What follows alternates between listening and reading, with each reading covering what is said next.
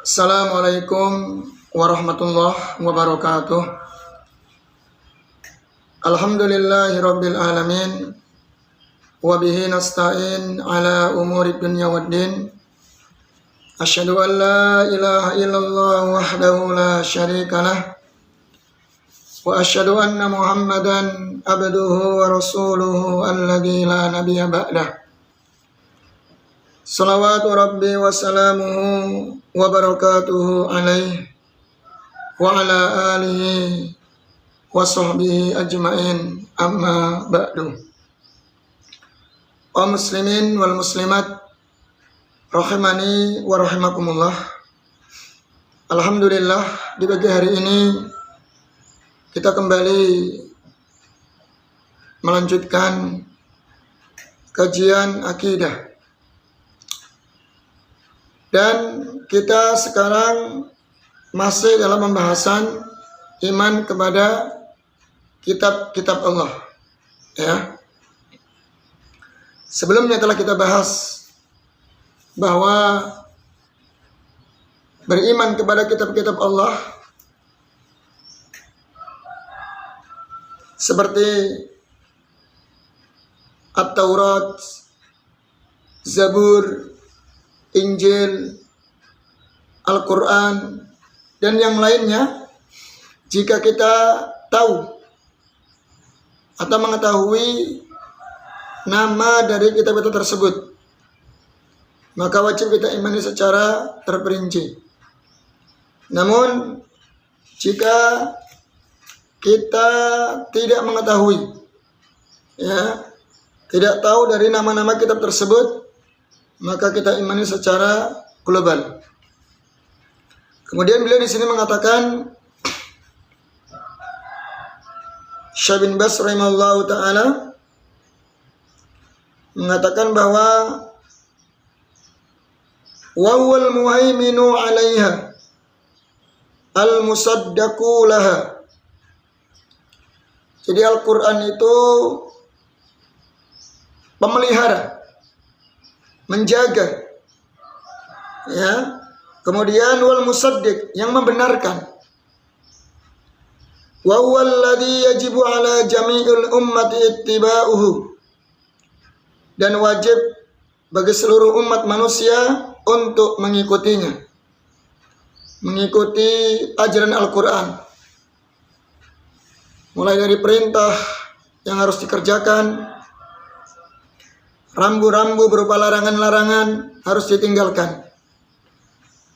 Wa tahkimuhu ma'a ma shahat bi sunnatu an Rasulillah sallallahu alaihi wasallam, dan dia menjadikan hukum Al-Quran tersebut dan apa yang sahih dari Rasul sallallahu alaihi wasallam dari sunnahnya. Li'anna Allah Subhanahu ba'asa rasulahu Muhammadan sallallahu alaihi wasallam rasulan ila jami'is saqalaini. Karena Allah Subhanahu wa taala mengutus Rasul Muhammad sallallahu alaihi wasallam untuk segenap dua golongan, yaitu manusia dan jin. Jadi ketika Nabi kita alaihi salatu wassalam diutus sebagai nabi yang terakhir, sebagai penyempurna dari ajaran syariat nabi-nabi sebelumnya, maka seseorang tidak boleh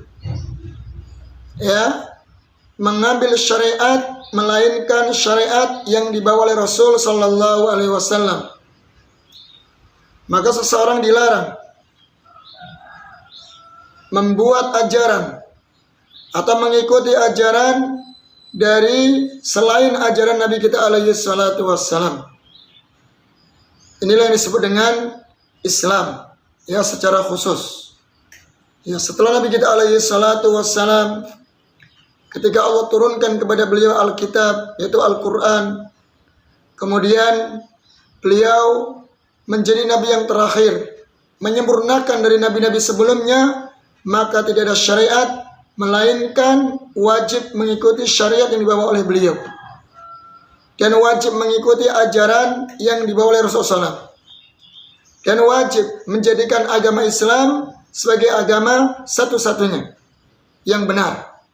Maka barang siapa yang mengambil agama selain dari agama Islam, maka dia akan celaka dan dia termasuk orang-orang yang merugi.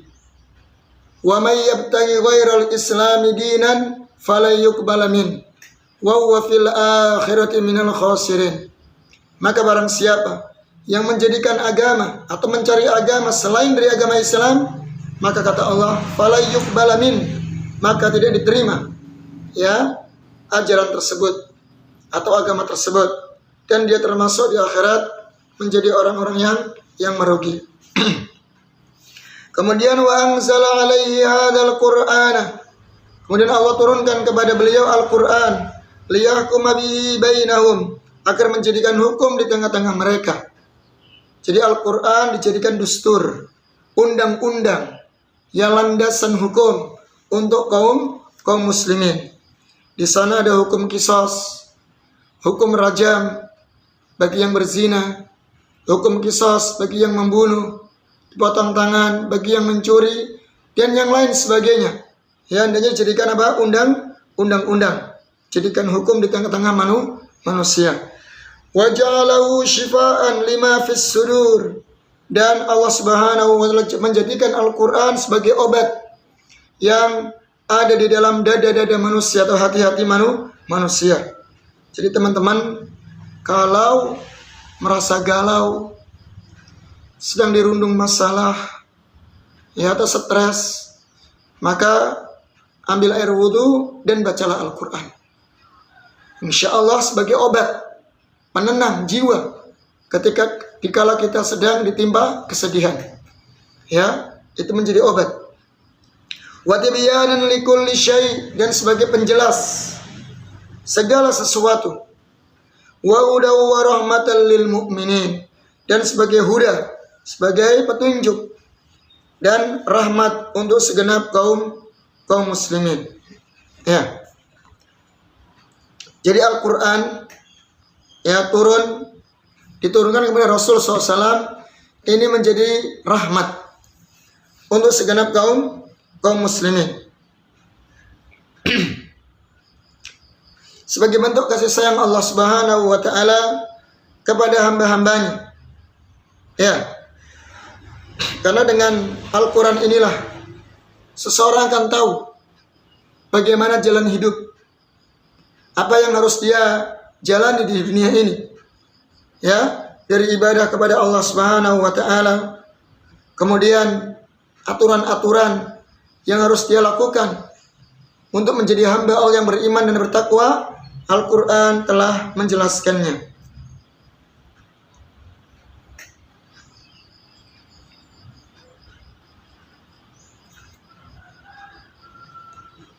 Baik.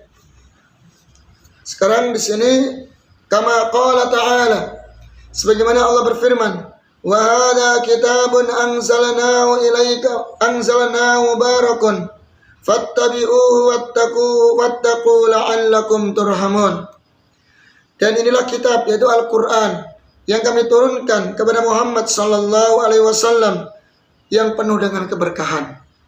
Ya, yang penuh dengan keberkahan. Makanya kaum muslimin wal muslimat rahimani wa rahimakumullah, jika kita ingin meraih sebuah keberkahan dalam hidup ini, keberkahan usia, keberkahan waktu, maka bacalah Al-Quran. Mungkin secara kasat mata waktu kita terbuang untuk membaca Al-Quran, tapi yakinlah dengan Al-Quran yang kita baca, maka waktu kita berkah. Ya, Allah akan tuntun waktu kita lebih maksimal untuk menjalankan kegiatan-kegiatan lain dengan keberkahan Al-Quran. Jadi waktu kita sama ya ikhwah, ya 24 jam. Namun ketika waktu itu berkah, maka luar biasa. Walaupun sama-sama 24 jam, kita bisa banyak melakukan hal. Ya, Allah akan bimbing dia untuk memanfaatkan waktu-waktu yang lain, ya, dalam ketaatan. Ada sebagian orang yang waktunya habis, ya tidak membawa keberkahan sama sekali. Habis untuk bekerja, habis untuk bermain, ya dihabiskan untuk hobinya, sama sekali tidak mendatangkan kebaikan di dunia maupun di akhirat. Maka barang siapa yang hendak mencari keberkahan hidup, usia, waktu, maka bacalah Al-Quran. Insya Allah waktu kita, hidup kita akan berkah. Fattabi'u, maka ikutilah, ya. Wattaqu la'allakum turhamun, dan takutlah, bertakwalah kalian kepada Allah agar kalian menjadi orang-orang yang diberi kasih sayang oleh Allah Subhanahu wa taala, dirahmati oleh Allah Subhanahu wa taala. Ya, jadi dengan mengikuti ajaran Al-Qur'an, kemudian menjalankan isi Al-Qur'an, maka kita termasuk orang-orang yang mendapatkan rahmat dari Allah Azza wa Jalla. Wa qala subhanahu, dan Allah juga berfirman, wa nazzalna 'alaikal kitaba tibyanan likulli syai' wa hudaw wa rahmatan wa busyra lil muslimin.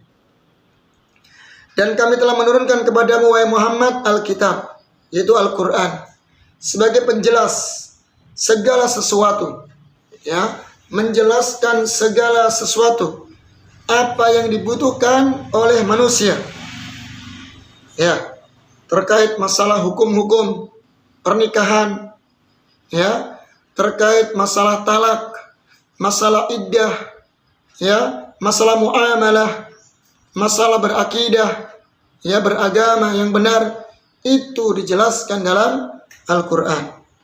Ya, bakti kepada kedua orang tua, muamalah kepada kedua orang tua, dan muamalah jika orang tuanya kafir, ya, bukan orang muslim, itu disebutkan dalam Al-Qur'an, dijelaskan secara rinci.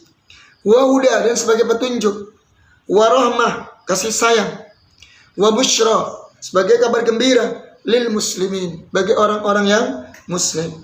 Jadi Al-Qur'an sebagai sumber kebahagiaan, memberikan sumber kebahagiaan bagi orang-orang yang beriman. Ya, tibyan, penjelas segala sesuatu, menerangkan segala sesuatu. Kemudian wa huda, petunjuk, wa rahmah, rahmat, membawa rahmat, kasih sayang, wa busyra, kabar gembira, kebahagiaan untuk siapa? Lil muslimin, bagi orang-orang yang beriman atau dan orang-orang muslim. An-Nahl ayat 89.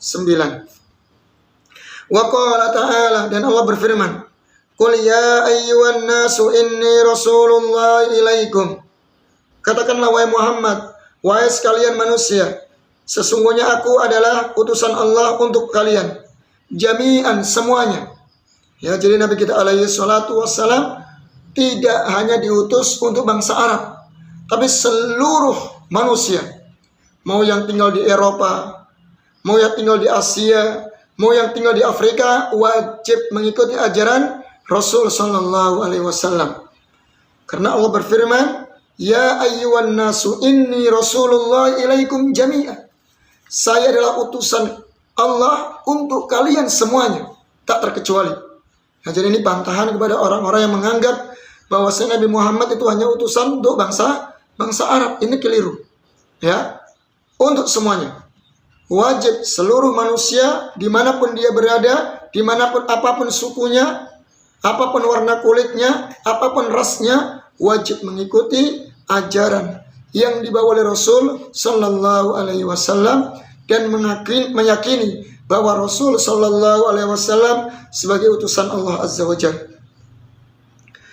Alladzi lahu mulkus samawati wal ard, yang dia Allah Subhanahu wa taala memiliki, ya, memiliki atau menguasai raja langit dan bumi.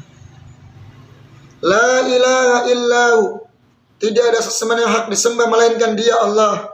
Yuhyi wa yumit, Dialah yang menghidupkan dan mematikan. Fa aminu billahi wa rasulihin nabiyil ummi, maka berimanlah kepada Allah dan Rasulnya, yaitu seorang nabi yang ummi, yang tidak bisa baca dan tulis. Alladzi yu'minu billah, yang dia beriman kepada Allah, wa kalimatihi, dan kalimat-kalimatnya. Wattabi'uhu la'allakum tahtadun, dan ikutilah dia, ajaran Nabi Muhammad sallallahu alaihi wasallam, agar kalian termasuk orang-orang yang diberikan hidayah. Jadi di sini Allah Subhanahu wa taala menjelaskan kunci untuk meraih hidayah adalah beriman kepada Allah dan Rasul-Nya dan mengikuti ajaran yang dibawa oleh Rasul sallallahu alaihi wasallam dan mengamalkan isi Al-Qur'an dan sunnah Nabi kita alaihi salatu wassalam.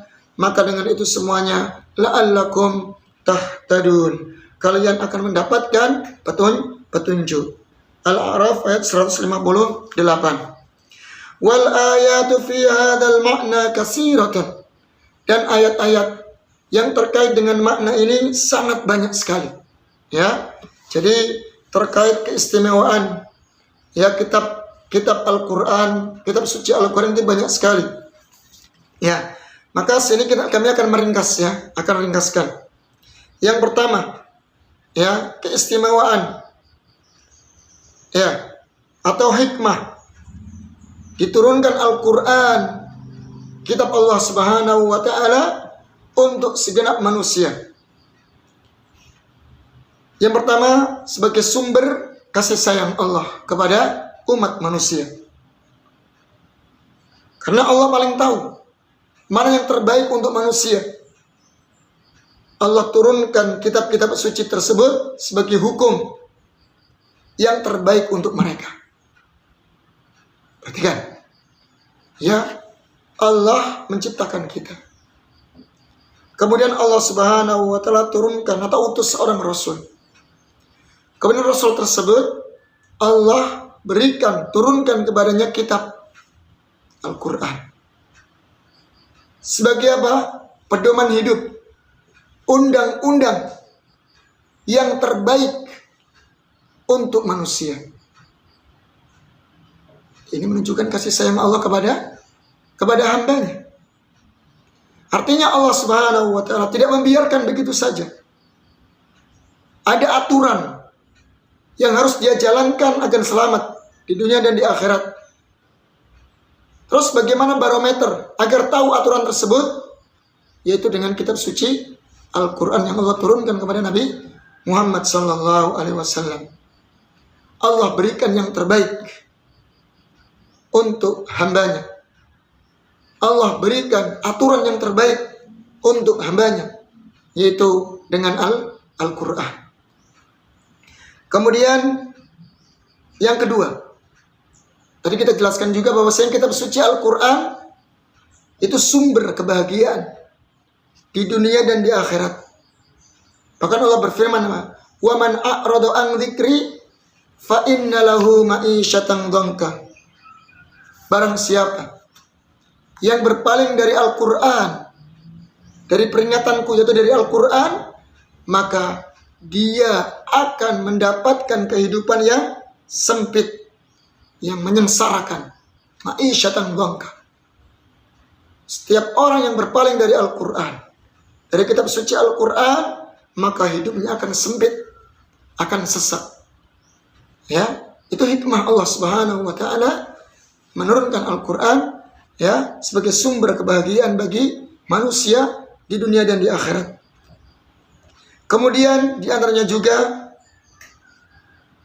kenapa Allah Subhanahu wa taala turunkan Al-Quran, kitab kepada umat manusia, sebagai hujjah dan pemutus argumentasi. Artinya nanti manusia tidak ada alasan berdalih, berkelit di hadapan Allah Subhanahu wa taala. Karena sudah Allah turunkan Al-Quran sebagai pedoman hidup, tata cara ibadah, menjadi hamba yang beriman, bertakwa kepada Allah, sudah Allah jelaskan dalam Al-Quran. Tinggal diikuti dan dijalankan. Nanti di hadapan Allah tidak ada alasan lagi, tidak akan berkelit lagi. Allah berfirman, "Rasulan mubasysyirin wa mundhirin li'alla yakuna lin-nasi 'alallahi hujjatum ba'dar rasul." Jadi Allah Subhanahu wa taala mengutus para rasul yang mereka memberikan kabar gembira Barang siapa yang mentaati Allah dan Rasulnya, menjalankan ibadah, menjalankan perintahnya, menjauhi larangannya, maka dia dijamin masuk surga. Wa mungdirin, dan dia juga memberikan peringatan. Barang siapa yang memaksiati Allah dan Rasulnya, ya, melanggar larangan-larangan Allah Azza wa Jalla, maka dia terancam dengan neraka. Jadi Allah mengutus para rasul sebagai pemberi kabar gembira dan memberikan peringatan. Apa tujuannya? Li'alla yakuna linnasi 'alallahi hujjatun ba'dar rasul. Agar nanti manusia tidak ada hujjah, alasan, argumentasi, ya, mengelak di hadapan Allah Subhanahu wa taala setelah diutusnya para rasul. Jadi kaum muslimin wal muslimat rahimani wa rahimakumullah, maka tidak ada alasan lagi ketika Allah Subhanahu wa taala berikan kita nikmat Islam, hidayah Islam, dan Allah takdirkan kita, ya, menjadi hamba-Nya yang beriman kepadanya. Ini sebuah nikmat yang patut kita syukuri. Maka kewajiban kita untuk mempelajari, mendalami isi Al-Quran dan ajaran yang dibawa oleh Rasul Sallallahu Alaihi Wasallam. Karena nanti di hadapan Allah Subhanahu Wa Taala sudah tidak ada alasan lagi kita tidak tahu. Karena semua terpampang dengan jelas. Bukti kebenaran Islam, bukti kebenaran Rasul, bukti kebenaran Al-Quran. Ya, jadi tidak ada alasan lagi nanti kita di hadapan Allah Azza wa Jalla. Mungkin sampai di sini dulu ya. Nanti kita besok bahas tentang iman kepada Rasul, para utusan Allah Azza wa Jalla, para Rasul, Nabi dan Rasul. Ya, taib, mungkin demikian. Billahi taufiq wal hidayah. Wassalamualaikum warahmatullahi wabarakatuh.